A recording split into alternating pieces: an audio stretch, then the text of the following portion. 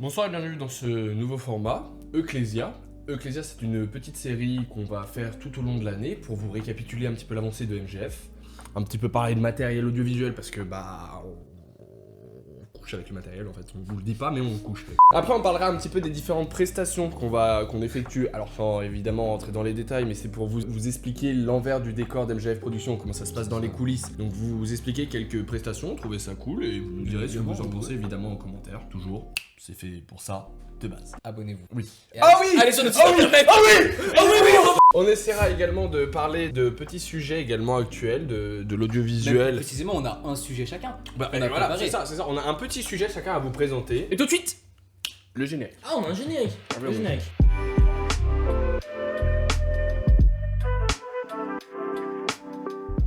Pour cette soirée exceptionnelle, je me vois évidemment dans l'obligation de présenter les personnes qui font part d'MGF. En fait, on s'est rendu compte qu'on vous a jamais vraiment, on s'est jamais vraiment présenté à vous. Donc, ce soir, c'est un petit peu l'occasion. On commence évidemment par mon cher et tendre acolyte, Gaël. Non, Gabriel. Non, Gabriel. Alors moi je suis Gabriel Bonnet, je suis cofondateur d'MGF Productions. Dans l'ensemble du cinéma, je suis cadreur, je fais aussi du montage. Bref, je suis assez polyvalent. On est tous polyvalents Ouais, en dans fait, c'est MGF ça. Productions, on va pas se mentir. Et à ma droite, extrême droite, tout au fond, on a... Oula, pas le droit. Allez, moi Cyprien, je t'en prie. Et ben moi je suis Cyprien, du coup troisième fondateur du coup d'MGF Productions. La suite logique du coup. Ce qu'on peut dire, ouais, je suis arrivé à un Troisième associé, en vrai, on Troisième utilise les bons associé. termes. Troisième associé. Sur, ouais, Troisième sur associé. les théoriques, ouais, c'est ça. Du coup technicien, ingé son, pointeur vidéo d'MGF Productions. Et bien sûr chargé de communication sur les réseaux sociaux. Ah, et ils se le vendent pas comme ça, mais il est chaud, hein. Je vais pas vous mentir. J'entends, merci. Mais moi j'ai envie de dire, il y a une personne qui est un peu plus chaud Je dans, vois. dans nous deux. Je vous présente aussi... C'est le moment. Tristan Le Neret. moment. Bonsoir. Bonsoir. Arrêtez. Attends, je suis un peu plus je suis un peu. Bonsoir et bienvenue. Tristan Neret, donc fondateur d'MGF Productions. Enfin, non. Associé majoritaire. On utilise le bon terme ce soir. Associé majoritaire d'MGF Productions. Non, ça fait. Associé monétaire à 36%. Juste la présentation, elle allait bien ou pas, Gaël? Ouais, c'est pas mal. Tu peux me laisser présenter. Pardon, excuse-moi. Il y a un débrief déjà. Les gars, la vidéo était bien, non? Tristan Neret, donc fondateur principal d'MGF Productions. Je suis réal, monteur principal, VFX et tout et tout. Également, comme le dit si bien Gabriel, on est tous polyvalents, on fait plus ou moins des choses et on apprend plus ou moins. Et c'est ça qui est beau.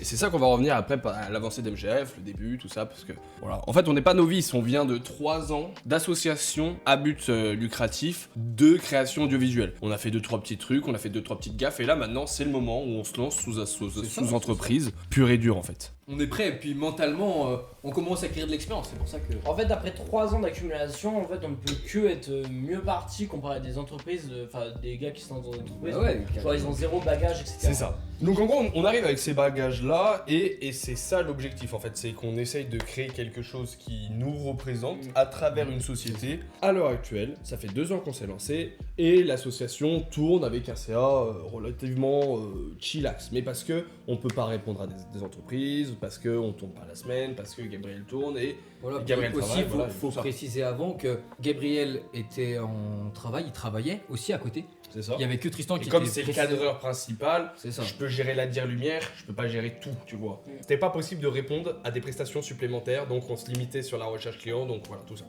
Et puis il fallait tant qu'on apprenne, qu'on évolue, et c'est à ça qu'on nous a servi ces 2 ans. Parce que du coup, maintenant, on arrive avec des ambitions.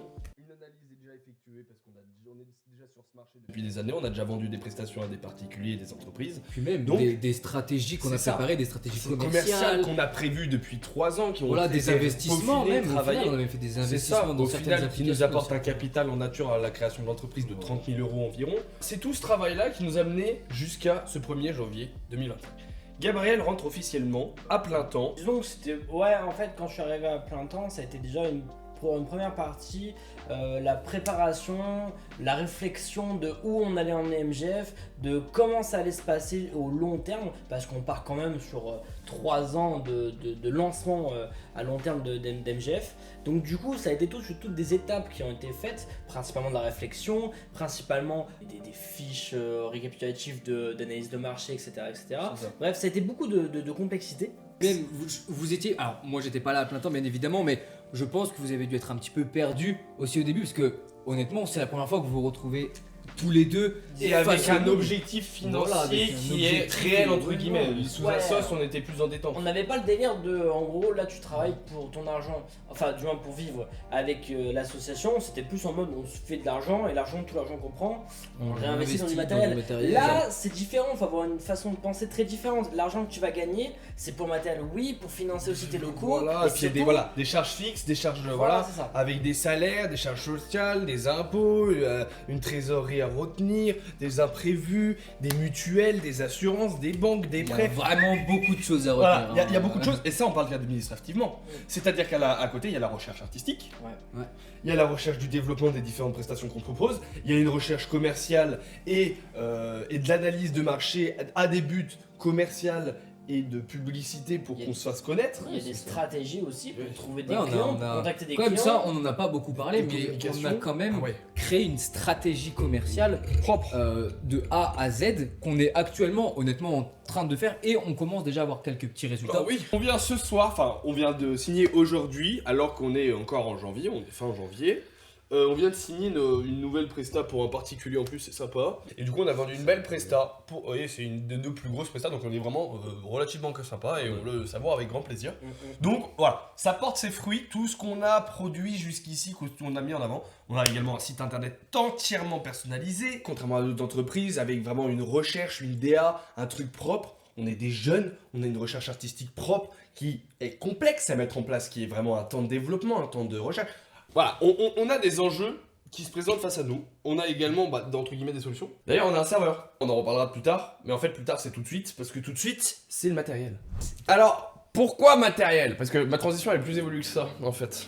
Le Dorlo, dans 20-30 ans, il n'y en aura plus. Nous, dans le budget prévisionnel, qui revient juste avant, étant donné qu'on est en financement ce mois-là, on a un petit truc qui est sympa, c'est un apport en nature qu'on va pouvoir utiliser, et également peut-être aussi un petit prêt. Total de tout ça, on est sur du 15, 16... 4, 17, enfin voilà, c'est un chiffre qui peut changer. Donc c'est sympa, on va pouvoir faire à peu près plaisir, on a déjà 2-3 projets en tête, et je vais laisser notre chargé de matériel caméra parler un petit peu davantage du vrai matériel, si vous voyez ce que je veux dire à les enfants. Quand on parle matériel, on ouais, pense mais ça- principalement à du matériel cinéma. Et là, en l'occurrence, on arrive avec un vrai bagage. On va prendre la Blackmagic Pixis 6K, qui est l'une des merveilles de chez Blackmagic. Ah ouais. Un condensé Magnifique. entre l'Ursa Ça, et la Blackmagic 6K Pro. Franchement, Putain, et c'est c'est un une banger, dinguerie. cette Mais caméra. Le prix aussi, il est banger. je Ouais, vous le dis. bon, ça va. Bon, le En prix, vrai, parce qu'en vrai, c'était quoi l'hésitation qu'on avait? l'hésitation, c'était soit ça, donc soit Soit. une Pixis, Parce soit que- une FX3. Pourquoi Pixis? Alors la Pixis c'est principalement parce que grâce à Blackmagic ils ont un RAW très spécial. Nous Ah on ouais. travaille sur DaVinci Resolve. En fait, ils ont du Blackmagic White Gamut et c'est du 5 gen. En gros, t'as une plage de colo que personne. Attendez, regardez-moi. Personne ne peut concurrencer avec les profils colorimétriques de Blackmagic. J'en ai déjà parlé avec Gab. Ouais. On peut pas revenir dessus parce que Blackmagic ils ont un truc dédié qui est propre, qui permet de retrouver des infos là où il y en a même pas. C'est-à-dire en termes de, juste pour vous expliquer un petit truc, tout, on peut changer les ISO après, on peut changer les shutters après, genre après en post-prod. Par exemple c'est un truc tout con mais là par exemple on a mal fait nos réglages cette vidéo là. Oh, on l'a mal exposé. Je peux changer les ISO et c'est bon, y a pas de soucis. Magique. Voilà. Alors l'avantage c'est que du coup Blackmagic on n'est pas de novice là-dessus, on a déjà pu tester une Blackmagic 6K Pro Ah ouais. pour le tournage du Paddock 42. Et c'est un peu ça qui nous a fait jouer. C'est un petit peu ça qui nous a fait jouer. Alors de base on était vraiment pro à mort Blackmagic 6K Pro. Le problème c'est qu'on s'est rendu compte de plusieurs choses. Déjà l'ergonomie c'est très dérangeant pour Ouais. d'autres visuels, En vrai, c'est horrible. Qui tu veux prendre une espèce de DSLR. Puis Autant prendre une vraie caméra de cinéma, au Il final. n'y avait pas Ça sent, de, il y en avait fait, pas de ralenti. Il y avait la qualité de caméra cinéma mais le problème c'est que Ça, c'est il un. Ouais. manquait quelques petites choses. Il Voilà, manquait, bref. il manquait quelques petites choses, il y avait des trucs super sympas. Bref, on va pas commencer à parler d'une Blackmagic 6K, vous savez très bien à peu près à quoi ça ressemble, à peu près les bienfaits et les mauvais faits entre guillemets. Nous on voulait voir plus gros parce qu'on se revendique acteur de production audiovisuelle et il faut pouvoir avoir le matériel qui permet de se revendiquer ainsi. Et puis le délire qu'il y a un launchpad dessus, tu peux, je crois que c'est comme ça qu'on appelle, tu Ah peux ouais, toucher ouais. l'écran. L'écran est la tactile. caméra est plus ergonomique pour travailler en équipe. Voilà. Disons qu'elle est plus simplifiée qu'une FX3 ou qu'un Sony Alpha Et puis, 7R. En fait, disons que c'est plus facile, tu C'est peux plus plus simple. mouvoir autour. Ouais, c'est ça. c'est une caméra de cinéma. On Voilà. parle plus d'un boîtier Puis, qui est petit.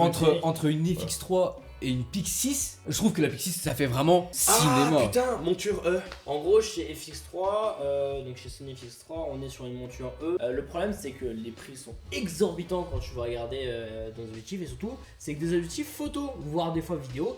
Et quand tu arrives dans le cinéma, il te faut des objectifs à monture PL. Donc, du coup, c'est ce qui a fait un peu pencher la balance aussi du côté de chez Pixis. Le seul problème, c'est que du coup, À l'heure actuelle, on stabilise comment? voilà, c'est ça. Le problème actuel, c'est que la stabilisation, on est sur Autre un problème. Ronin C'est ça. SC. C'est petit, c'est fait pour des petits DSLR, c'est fait pour des youtubeurs. C'est pas fait pour des Grosse vidéastes, Pixis. etc. Elle rentrera pas. En règle générale, Il y a ça aussi, il y a une Pixis. Il y a une Je sais pas c'est à quoi ça ressemble, une Pixis, mais c'est à peu près ça, Ouais, les gars. en vrai, ouais. c'est gros. Et donc du coup, dans le cinéma, il y a deux solutions, c'est-à-dire que soit tu prends un Steadicam mais ça vaut très cher, soit il y a un petit fabricant japonais qui s'appelle...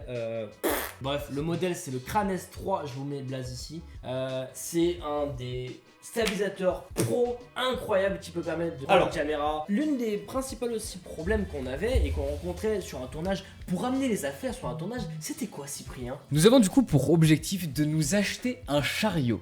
Alors, ce chariot concrètement, parce que nous, en fait, pour vous expliquer, lors des tournages, on prend une voiture et après on déballe tout le matos à la main. C'est-à-dire que quand on est par exemple dans un hôtel et qu'on doit monter à l'étage et que l'ascenseur on rentre pas tous, les escaliers c'est pas cool. Ça va nous permettre de mettre voilà, à peu près 800 € qui va nous permettre de faire une table de prépa, de mettre du matériel en dessous, d'accrocher des pieds sur les côtés, bref. Donc voilà, ça c'est un petit peu tout le matériel qu'on prévoit. On essaiera peut-être de vous en parler déjà quand ça sera là, on va vous faire évidemment des vidéos. Et quand je parle de temps, qu'est-ce qui se passe dans le temps? C'est des actualités, tout de suite, transition, actualité.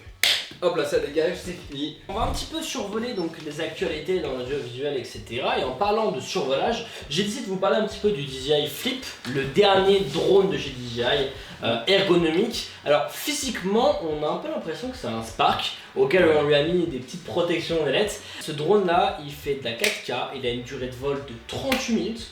Comparé à tous les DJI, c'est quand même vraiment pas dégueulasse. Il y a une IA à l'intérieur qui permet juste, tu le fais voler, tu dis suis-moi et tu le laisses faire. Et l'avantage aussi de ce drone par exemple, c'est que, mettons, vous avez pas l'argent pour acheter une télécommande, etc. Téléphone. Non. Juste vous allez vrai, prendre un en téléphone Wi-Fi, et en c'est Wi-Fi vous allez pouvoir commander votre drone. C'est vraiment pour avoir vu des images de DJI, ce qu'ils proposent, etc. Entre le drone FPV et le drone comme ça. Ils sont allés vraiment dans une plage, ils ont testé le drone il ne bouge pas, il fait des plans extrêmement stables. Et je crois qu'il fait du FPV aussi, c'est pas ça? Non, Non, il fait pas du FPV, et bien il est rangeable. il est rangeable très Ça, c'est facilement. super Alors stylé. l'avantage c'est qu'ils ont travaillé vraiment sur une ergonomie. C'est-à-dire qu'en fait on peut le mettre vraiment dans une pose de Suisse. Donc ce drone est extrêmement polyvalent. Le prix est pas dégueulasse. L'entrée de gamme il est à 473 €. Donc en gros on est à peine au-dessus de leur entrée de gamme qui était mini, C'est ça. Mais Mais là, il y a d'ailleurs, des chaleurs, je je suis pense, en train de me dire aussi en termes de temps, de température, etc. et d'éléments qui peut contrer un petit peu tous ces sports, etc. Qu'est-ce qui se passe chez GoPro, Tristan? Et This is my J'allais la chercher loin celle-là. mais attends Gabriel, Oui. tu parles de la caméra qui nous filme juste ici. Ouais, elle là. Étant grand fan, GoPro nous a inspiré. GoPro, ça fait des années qu'ils sont là, qu'ils ont innové dans le marché, qu'ils nous ont sorti des images un peu époustouflantes, et pour de la caméra action aussi petite, bref, c'est aberrant par rapport à ce qu'AliExpress et leur merde nous font. Donc oui, ils ont vraiment révolutionné le monde de la chaîne cam. On n'est plus en 2012.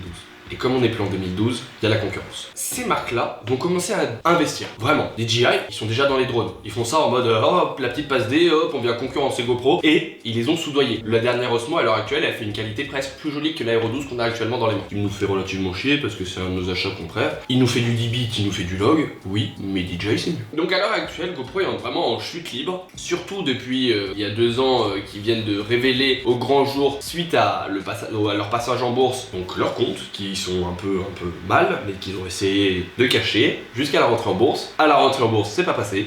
Et depuis, c'est une chute infernale, ça se casse la gueule. J'ai envie de dire, qu'est-ce qui se casse la gueule ces jours-ci? Eh bien, comme vous le savez, depuis peu, nous avons un nouveau président aux États-Unis, le 47e président des États-Unis, du nom de Donald Trump. Trump, comme je vais l'appeler, nous décrète être la capitale des États-Unis suite aux intelligences artificielles. En gros, ils veulent être les leaders dans ce domaine-là. Donald Trump qui a annoncé ça la semaine dernière, donc la semaine du 2020. Et les Chinois, grande concurrence des Américains, Concurrence directe avec les concurrence directe, Américains. parce que c'est les deuxièmes, ils ont décidé de créer une nouvelle intelligence artificielle, DeepSeek. Malheureusement, ce qui s'est passé, c'est que ça a endetté une personne qui a fait trembler la bourse entière du nom d'NVIDIA. Malheureusement, NVIDIA a perdu plus de 599 milliards de dollars. C'est quoi? C'est la moitié de la dette de la France, c'est ça? La France est actuellement endettée à 3222 2,4 milliards. Donc ça représente déjà un sixième de l'entreprise Nvidia. Du coup, les gars, vous imaginez la courbe d'NVIDIA? Donc, honnêtement, en vrai, NVIDIA, c'était le maximum que tu peux voir. La courbe était vraiment En haute. fait, pourquoi on était aussi haut? Parce que, hormis le fait de créer des cartes graphiques pour nos PC, pour des serveurs, etc.,